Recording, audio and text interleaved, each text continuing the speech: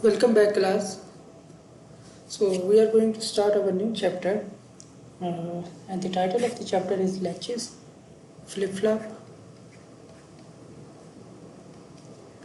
latches, flip-flop, and timers. So in the last chapters, we have learned about some application of the sequential logics. We learned about the full adder, half adder. We learned about the comparator, decoder, encoder, multiplexer, demultiplexers. Okay, so those were the different application of the sequential logic. Now we are going to study about some more application of the sequential logic, and basically latches and flip-flops are the storage devices that in the digital circuit, if you want to store some data for a specific duration, okay, then we can use these latches and flip-flop. So these flip-flop are building blocks of the counter, registers, and memory.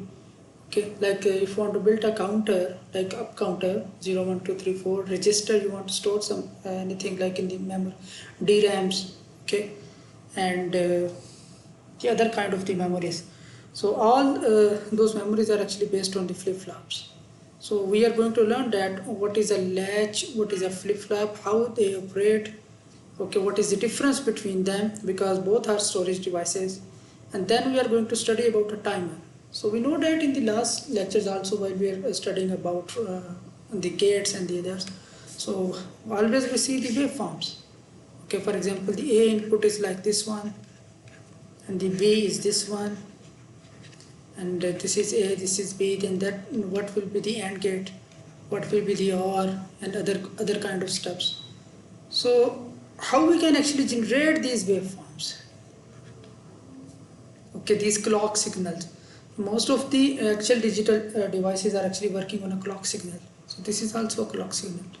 So how we actually generate these clock signals? So we generate using timer ICs, timer digital circuit. So we will learn about this, that how we can actually generate these different kind of waveforms. That is the focus of this chapter. So let's start with the first one. Okay, latches. Okay, so latch, as I said earlier, is basically a temporary storage devices. It has two stable states. That's why we call them bistable. Okay. So what are the different states?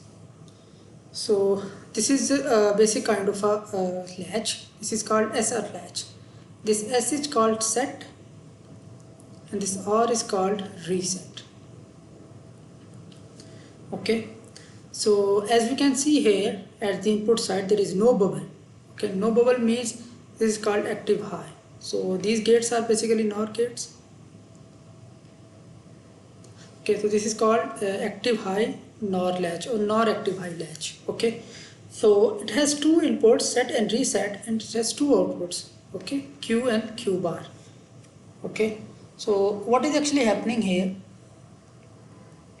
That if you look at the network, the outputs are feedback to the input,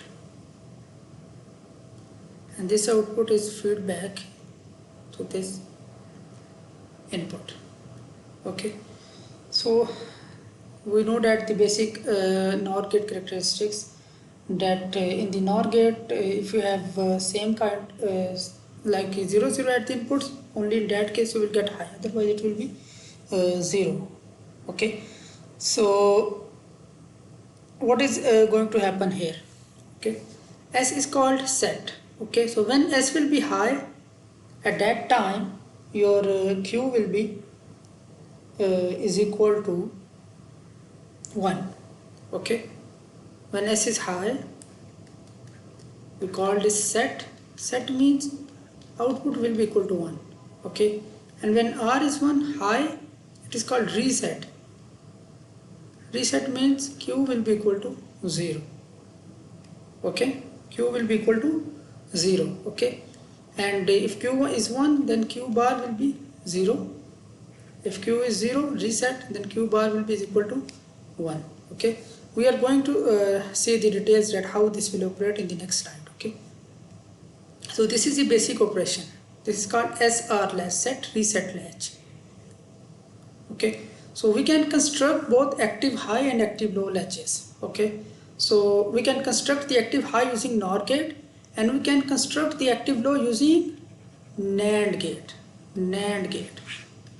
Okay, by using NAND gate we can construct the active low. Okay, so what will be the NAND gate configuration?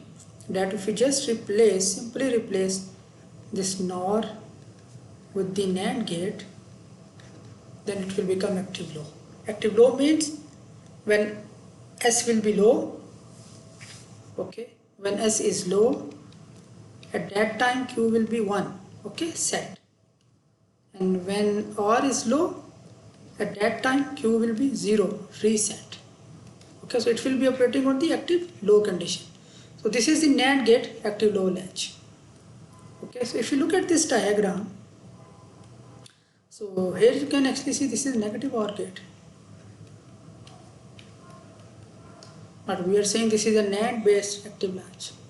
So this is the question for you, that why we are using negative OR here. Okay, so the basic operation for the active low is, now the inputs are active low. Okay, so when the S is low, set. At that time Q will be 1. Remember, set means Q is 1. Reset means Q is 0. Okay, now actually what is happening here? Why we are calling them storage devices? For example, you put S is equal to 1 here and reset is 0. Okay, it means S means Q will be 1, Q bar will be 0. Okay, now output will remain in this condition for indefinite time. Okay, it will be remain 1. Okay, stable until your reset signal become 1. Okay, until your reset signal is 1. Otherwise it will remain in this condition. Okay, and once reset is 1, okay, that condition Q will be 0, and then it will remain in this condition. So it means that information is stored at that particular condition, that particular state. Okay, so that information is stored there. Okay, it is not changing until you are getting the next edge, next level of the reset or set. Okay, that's why we call them temporary storage devices, and we mostly use them like for the different applications, like the memories and also in the multiplexing, that you want to send a particular data towards the output. Okay, and for example, if the output is not ready, okay, to receive that data, we will store that data in a latch for that particular duration, and once the output is ready, we can forward that to the output. Okay, so now let's see how these latch will actually operate. So we are talking about the active high SR latch. Okay, and we are saying that initially, let's say the latch is initially reset. Reset means Q is 0, reset, and set means Q is 1. So let's say initially the latch is reset, that is Q is 0, no data is stored. Okay, and let's say the both inputs are low. Okay, both inputs are low. Now what will happen? Okay, let's say to set the latch to high. Okay, now to make this set high, that we want to make high. So for what we have to do, we have to make this set signal high for a very short time. Okay, so what we do for that case, we will just make it high. Okay, for a very short time, momentary. Okay, now this is 1 and this is 0. Okay, so what will happen? So see here how it will operate. So remember, it's a NOR gate. Okay, so let me draw the truth table. Remember, for the NOR gate, if both are 0, only in that condition your output will be 1. For all other conditions you will get 0. This is the NOR gate. Okay, so this is your initial conditions. Okay, that let's say this is R, this is S. Let me draw the truth table. This is 0 and this is 0. Okay, Q is 0 and Q bar is 1. This is output. Okay, now what we have make S is equal to 1. Okay, momentary for a very short time. So S is 1. What is the old condition of Q? 0. So when we have 1 0 at the input side, okay, in that case our output of NOR gate will become 0. okay, and R is 0. So now this Q bar has become 0. This is 0, this is 0 is coming here. So 0, 0 output will be 1. Okay, so the Q has been changed to high state or set state. Okay, so as soon as we received 1 here, Q will become 1. So in this condition, what will become? Q has become 1 and this has become 0. Okay, let's see the other condition. Okay, now it has been set to, so this is the set condition. Now we want to make reset. So for the reset, what we have to do? Okay, we have to make R high. So we make R high and we will make S 0. Okay, so when we make R high, so what is the initial condition of, this is Q bar, this is input here. So 1 0, your output will be NOR gate 0. Okay, this 0 is coming here, S is already 0, 0 0, your output will be 1. Okay, so Q has been changed to 0. Okay, so this is the reset state. Okay, so this is the basic operation of the latch.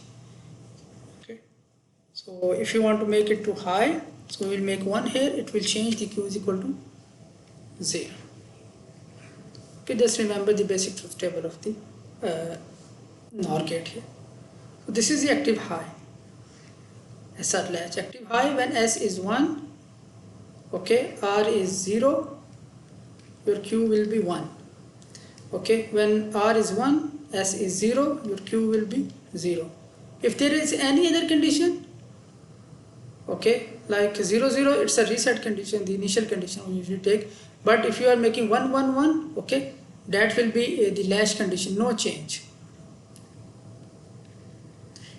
The latch will only change when the level of the set and reset changes. Okay, if both of them you are changing at the same time, it will not work. So reverse will happen for the active low. Okay, let's say initially the latch is reset. Reset means Q is 0 and the inputs are high. Now we are talking about the active low case.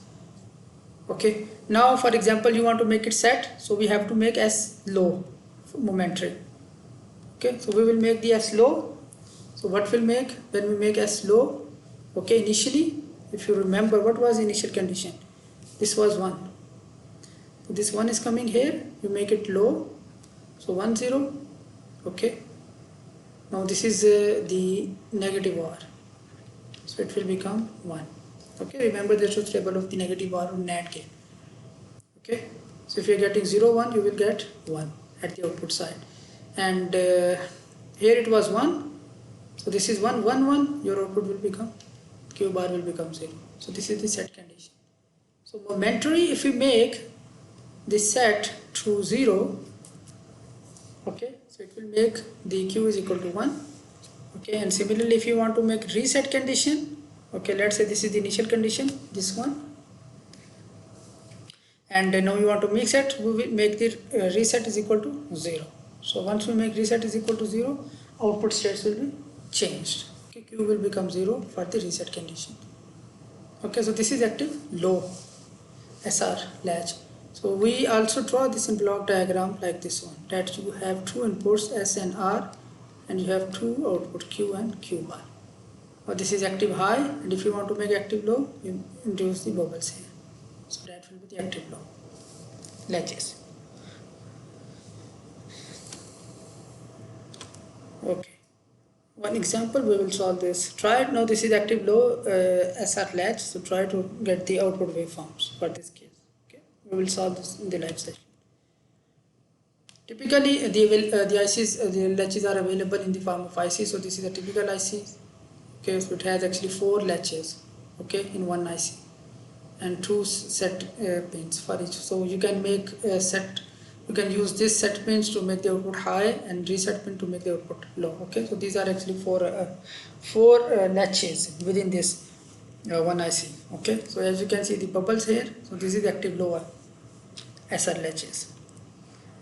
One example I will discuss during the live session. The second form of the latch, we have learned about the SR latch. Okay, So there is another form which is called gated latch. So this is your actual latch, okay, the negative or active low latch, okay, and then in the gated latch what we are going to have, we will have an enable signal at the input side. Okay, so this is an enable signal. So what is the purpose of the enable signal? If you remember from the last chapter, when this enable signal is high, only in that condition the desired operation of your circuit will be performed. So when this enable signal is high, okay, only in that condition, okay, if S is high, Q will be set. When this enable signal is high and R is high, your Q will be reset. Okay, now to make this latch operate, to make sure that this is performing its desired operation, this latch operation, okay, now the output is also depending on the enable signal. Okay, so this is called gated latch. So if you draw this the block level, so you know you have three input, S, R and enable. So this is active low, this is active high, and you have two outputs. So this is called gated latch, gated SR latch. Okay, we'll solve this example in the live session. Then another form of the latch is D latch. Okay, so D latch is a very commonly used SR latch. Okay, so what is actually happening here? You have an enable signal, but here you have only one input. Okay, so you have one input. This is called D or data input. Okay, and this is like this is D, and you get a D bar, and you are inputting here. Okay, so for example, this is S. For example, S is 1 at the same time, so R will be 0. Okay, if data is, for example, is 0, then R will be 1. Okay, so we are just using a NAND gate and we are using one input. Okay, so this is called D latch. The operation of the D latch is very simple. Okay, what will happen in D latch? Okay, for example, if you are getting 1 here and your enable signal is high, okay, because this is enable signal. Enable signal is high, and if you are getting 1 here, Q will be 1. Okay, so the Q follows D if enable signal is high. Okay, if your data is 0, okay, you can check by using the different values here. If your data is 0, your Q will be 0. So this is very simple operation of the D latch. Okay, just simple, Q follows D if enable is 1. Okay, so if you make the truth table for the D latch, it will look like this one. Okay, enable is 1. If D is 0, data is 0, Q will be 0. Okay, so this is we call reset condition when Q is 0. If D is 1, Q will be 1. This is called set condition. Q is 1. Set condition. And if enable is 0, whatever you have, there will be no change in the output state. There will be no change in the output state. Okay, if enable is 0. So whatever we have at the back, it will remain like that. Example, live session. So the second category of the storage devices is flip-flop. Okay, so there is a very small difference between the latch and the flip-flop. So if latch, for example, the D latch, okay, so there was a data, there was an enable signal, and we had two outputs, Q and Q bar. In the flip-flop, we also have two Q and Q bar. Okay, and for example, data inputs here. Okay, and we could have an enable signal here also. Okay, but the difference is here we have a clock signal here. The latch, very important thing, latch is operating when the level of the data is changing. For example, that D is 1, so Q is 1. When D is 0, Q is 0. So when the level of the input changes, your latch is changing its condition. Okay, enable is 1. Okay, we are considering enable is 1. In the flip-flop, what is happening? The output will be changed as the edge of the clock. Okay, for example, we have this clock signal. Okay, so what will happen here? Now, for example, D is 1. Okay, so this D will be goes to the output. So in this case, this sign is representing positive edge. So whenever we have the positive edge of the clock, okay, this flip-flop will transfer the input to the output, okay, ensuring that enabler signal is 1, okay. Positive edge of the clock, so when positive edge of the clock, so at these edges, this flip-flop will perform its operation. It will transfer the input to the output side. So that is the difference between the latch and the flip-flop.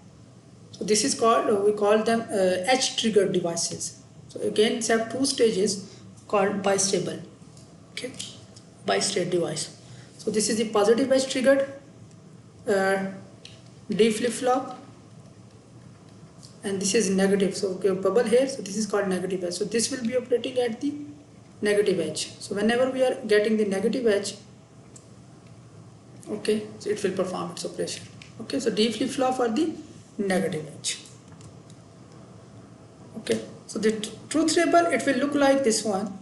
Okay, if we try to draw the truth table, let's say your D is 1. Okay, let me draw here. Like this is D and this is my clock signal. Okay, this is Q and this is Q bar. Okay, let's say D is 1 and we have the positive edge of the clock, and we, because this is the positive edge, we just write the arrow with the arrow direction towards the upside. Okay, so this is the positive edge. D is 1, Q will be 1, set condition, Q bar will be 0. Let's say your D is 0, we have positive edge of the clock, okay, like this is the positive edge, this is the positive edge. So again we have the positive edge of the clock, it will be reset condition and Q bar will be 1. Okay, now another very important and very good property of flip-flop is, remember in this latches, if you get both 1 1, okay, it was no change condition, okay, but in the flip-flop what will happen, now if you make it both 1 1, okay, okay, that is the next kind of the flip-flop, JK flip-flop, we will study it there. So this is the positive edge, okay, truth table, and similarly we can draw the negative edge truth table, okay, for the D flip-flop. So it will look like this one. Second kind of the flip-flop is JK flip-flop. Okay, so the difference between D flip-flop is, in the D you have one input, you have clock and you get two outputs. This was D flip-flop. So JK flip-flop is that you have two inputs, J and K, you have a clock and you get the outputs. Okay, now what is happening? Okay, for example, this is the positive edge JK flip-flop. So now for example, if both are 0, then what will happen? Whatever states you are having initially, okay, whatever state, okay, it will remain into that condition. Okay, at the positive edge of the clock, it will remain into that condition, no change. Okay, and if J is 1 and K is 0, so J is like a reset here.